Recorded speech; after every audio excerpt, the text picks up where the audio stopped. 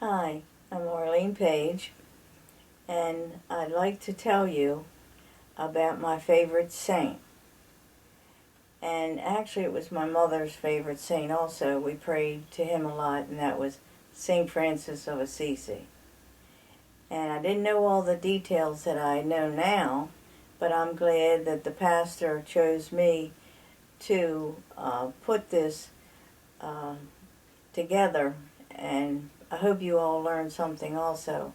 I have pictures at the end, so just because I'm ending, don't turn off the TV, because I have some beautiful pictures that we took while we were there.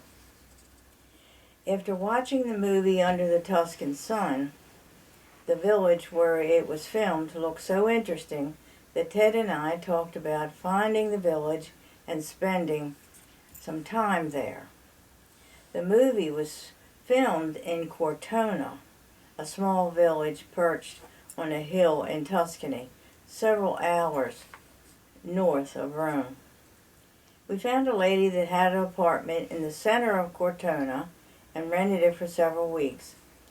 After getting settled in, we saw on a map that Assisi was only about an hour away. So one day we drove over to see the Basilica of St. Francis.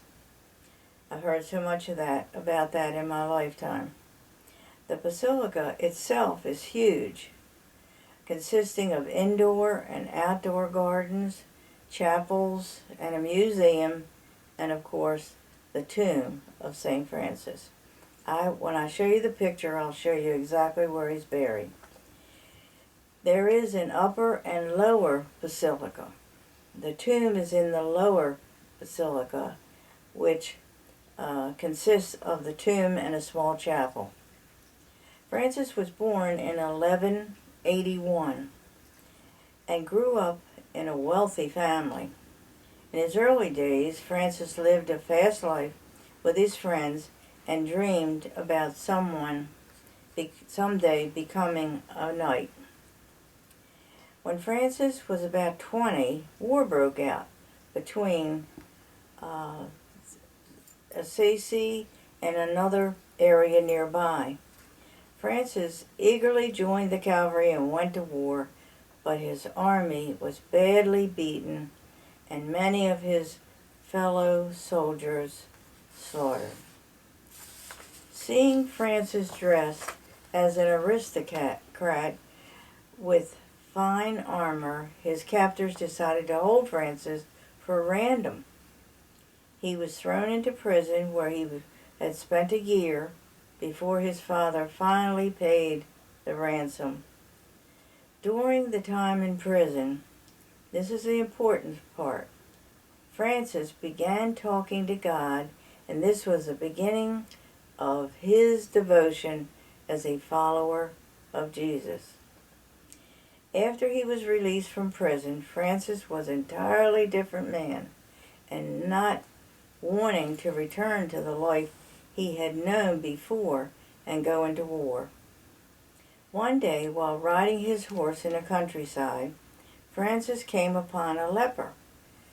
Perhaps seeing the leper as Jesus in disguise, Francis jumped off his horse and hugged and kissed the leper. He reportedly told others that after kissing the leper, he had the most sweet taste in his mouth and the feeling of freedom so strong so he could hardly describe it. Francis now is in his 20s, stopped working and started spending time in and around Assisi praying in churches. One day while praying, Francis had a vision of Christ where he was told, and I quote, to rebuild the Christian church and to live life of extreme poverty, end quote. Francis obeyed and devoted his life to Christ. Shortly after this vision of Christ, Francis sold a bolt of cloth from his father's textile mill with his horse along with his horse to raise money to build a church. When his father found out He was furious, and he demanded Francis give the money back. Francis got the money back, tore off his clothes, and told his father that his only father was his heavenly Father. This was believed to be the final turning point when Francis completed his full conversion to Christ. After tearing off his clothes, a priest standing nearby gave Francis some rough clothes to wear, and Francis began his journey living off the land around Assisi, building small churches with stones people would give him, and preaching in the area. In 1224, Francis received a vision of Christ where he was left with the marks of the stigmata caused by the crucifixion of Jesus. Francis was the first person to receive the stigmata, and the wounds stayed with him the rest of his life. The stigmata was central in Francis being canonized a saint. Francis had incredible charisma and had thousands of followers during his lifetime. They listened to his sermons and joined in his lifestyle also. Many of the followers were later known as Franciscan friars. Francis died in 1226 at the age of 44 in Assisi and was canonized a saint 2 years later. The last half of Francis's life was a life of complete love of others. He gave everything he had to others.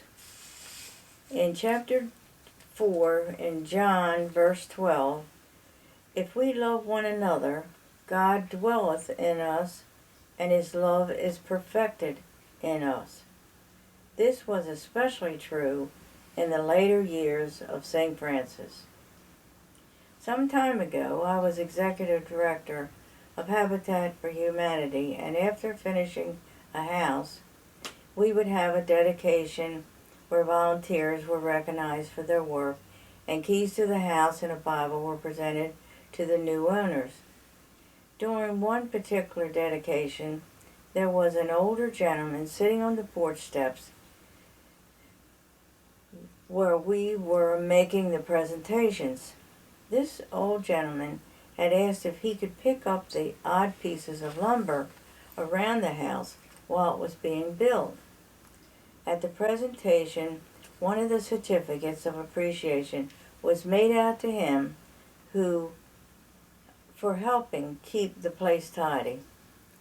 Later, I noticed the same man crying after the ceremony was over. I went over to him and asked what was wrong, and I was sorry if I had offended him in any way, because I apologized, but I didn't realize if I had done anything to him. He said, no. I had to quit school when I was young to work for the family to survive. This was the first certificate he had ever received in his life. So I cried too. That simple act of love and kindness meant so much to that Habitat gentleman. Just as a simple act of kindness like calling a family member or friend, especially during this pandemic time, can make more of a difference in someone's life than you might ever know. Now I would like to show you some of these pictures and I'll tell you which one's the upper or lower basilica. One is the upper, one's the lower, and where St. Francis is buried. I'll try to point that out. And the other picture is of Assisi. So when you go there, you'll know exactly what it looks like. I would like to thank Pastor Dale for giving me an opportunity to present this devotional. This is Assisi.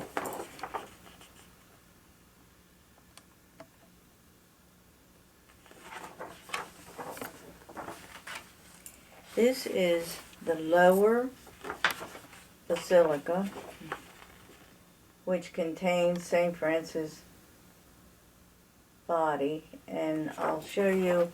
You probably can't see as well, but there's a little spot right here that goes along with this darker color, and all the candles were lit around it, and that's supposed to be where the body is. So I'll let you see that for a minute. Maybe you can pick it out. We were so lucky to have these pictures that Ted could print out for you. And this is the upper part of the church where you can go in there, but you can't just walk everywhere. They do have restrictions, but it was just a thrill for us to see St. Francis's casket. Thank you very, very much.